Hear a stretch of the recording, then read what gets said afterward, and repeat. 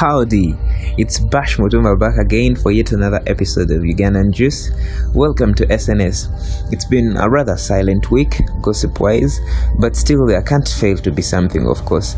And so let's dive right into the top stories. But before that, don't forget to hit subscribe and strike the bell button to be the first person to get notifications whenever we publish new content. And also, any questions and supplements are welcomed in the comment section down below. So let's delve. Bobi Wine. Bobi doesn't fail to be part of the headlines every single week, of course, so you'll have to get used to that. Bobi Wine has decided to inspire youths in Tanzania at a leadership conference. So he took to his Twitter and posted, "Yesterday I addressed student leaders from different universities in East Africa at their third annual conference held at the Mandela Institute of Science and Technology in Arusha, Tanzania." So Bobi Wine went on also to post another chain of tweets talking about what exactly he was telling the students, and it's more of political talk and inspiration to tell them of how they have the power in this era, of how they are the future and the present. So it was a very good thing that he did.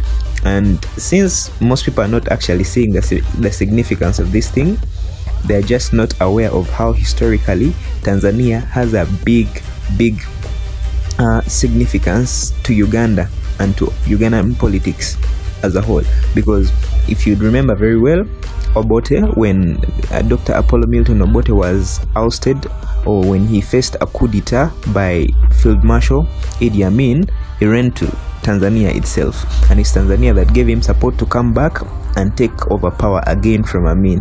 So, and also shockingly, and if you didn't know that as well, President Museveni studied in University of Dar es Salaam, that's UDSM, and he was studying political science down there. And apparently all his revolutionary ideas that even forced him to go into the bush when he lost an election to fight as a rebel and become president, he got those ideas from Tanzania. And the training itself, everything was acquired from that side, according to most political commentators. So really, Tanzania itself is of big significance to Ugandan politics. And if Bobi Wine has finally gone there on a political mission, never know, anything can happen.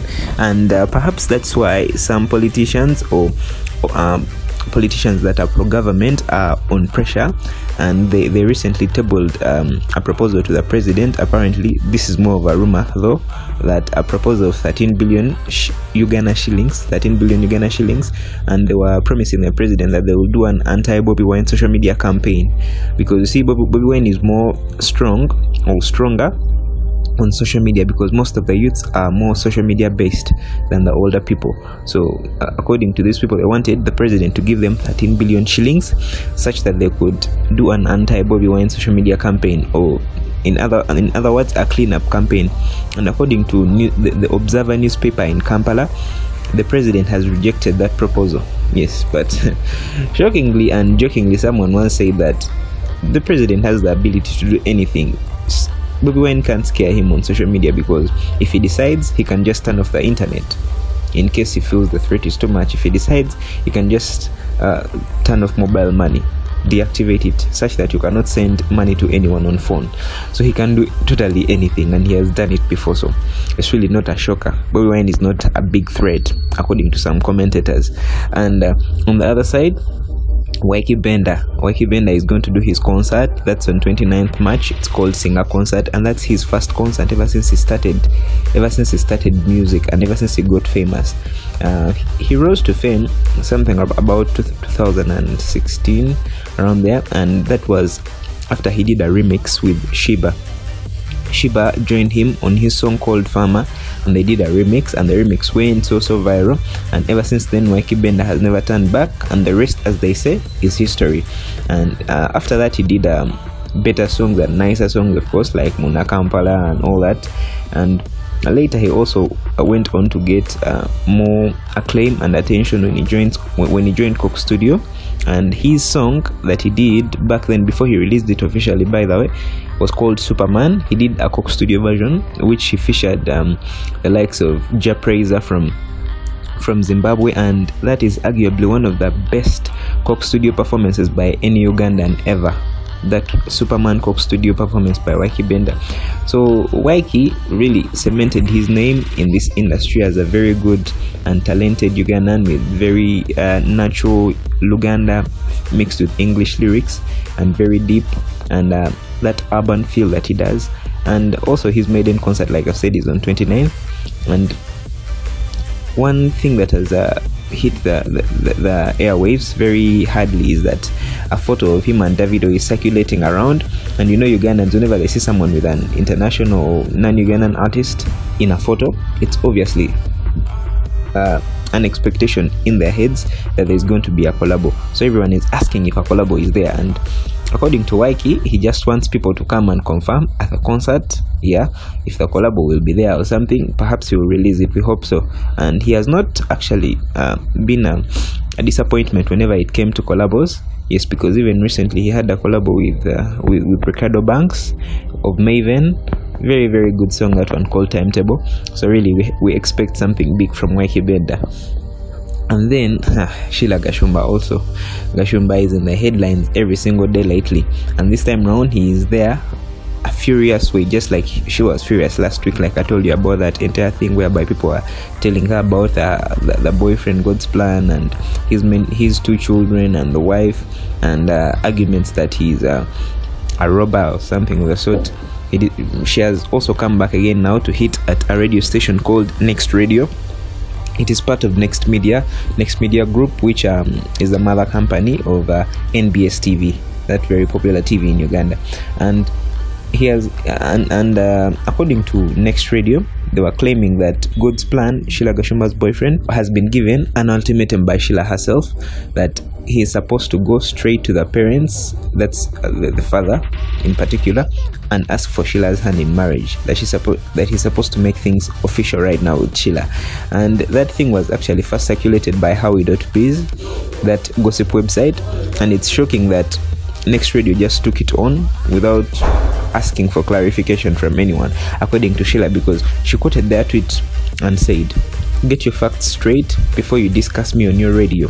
Thank you." Very precise but very bold and firm warning to Next Radio. And if you could remember very well, Sheilah Gashumba's father has always had issues with the owner of Next Radio, and he was actually put off a political show that he was doing. It was called The Ego, and he was put off. And recently, when he got issues with the media of getting caught up by military operatives and ISO and stuff, Sheilah was also up in arms with the same TV station, NBS TV, over that thing that they have beef against her father. That's why they really hit them so hard whenever stories about them. But anyway, on that same idea of Sheilah telling people to research before talking, she has actually come out to say to all her social media fans who keep asking how she keeps cooking pork, because she's always posting on her Insta stories cooking recipes of cooking many things, and many of those include pork most of the time. And since people know God's plan, the boyfriend, as Ali Luanga, they were asking her many times, why do you keep cooking pork for your Muslim boyfriend? And she went out to say, please, all of you asking me why I cook this stuff for my boyfriend, stop. My boyfriend is not a Muslim. And that's a revelation that has shocked everyone, because most people thought she calls him Marcus just because of the name Marcus, but apparently God's plan, who was initially Ali, is actually Marcus. Yes, his name is Marcus. Not sure whether he just converted to Christianity or anything, but that's it, according to the Lil Stunner herself. And well, Irene Ntale is also back in the headlines, and she has told her fans on Twitter that there is no single age limit to marriage. That's what she believes. That was in a Twitter question and answer, or Q&A. She went on to ask all her fans to give her questions, and the question that got most attention was this one, when someone asked her that she's too old at 30, because Irene is actually someone who has never lied about her age or hidden it. Anytime she has been asked how old she has been, ever since the start of her career, she was always saying her right age. And right about now, she's 30 now. And the fan asked her if she has any plans to marry. and she's getting too old at 30. And Irene will reveal that really marriage has no age limit according to her, and she would love to believe that. Yes, and it's a little uncommon because right now Irene has no rumor or has not been rumored to be in a relationship with anyone, even though people like divas like Juliana have gotten older without really getting married, but they've had relationships with people and they've had even some children. So really for them it's not a big question unto them, but for Irene, no one has really seen her soulmate. So people keep asking at 30, what are you waiting for? But yeah, she gave them a good answer. And the same people asked her a lot of questions regarding relationships. Some asked her who her crush is, and she revealed Paul Pogba of Manchester United. And some even went to the extent of asking very personal questions, like questions about her virginity and stuff. And other things couldn't miss out, of course. Politics in the other side. Someone asked her about people power, if she supports people power and Bobi Wine in particular, and she denied that. She said for her she doesn't have a political side, she's just a musician. Well, let's wait and see how it all unfolds. And on the other hand, also Burna Boy has confirmed the show, or his show has been confirmed by Kasana Events, and it's going to be held at Sheraton Gardens at only 80k. That's for the early bird tickets, by the way. So most definitely the other real gate ticket might be at 100k or something, and it's on 22nd March. Yeah, that's the Burna Boy show. And anyway, like, if you found this interesting, please give me a like, a thumbs up. That would be very, very nice to me. It would mean a lot. And also follow me on Instagram at @bashmutumba. Till then, kuwa karibu na matukio ya burudani, gossip, lifestyle, michezo na mengine ya kufurahisha kwa kujiunga na SNS Sparking Conversation.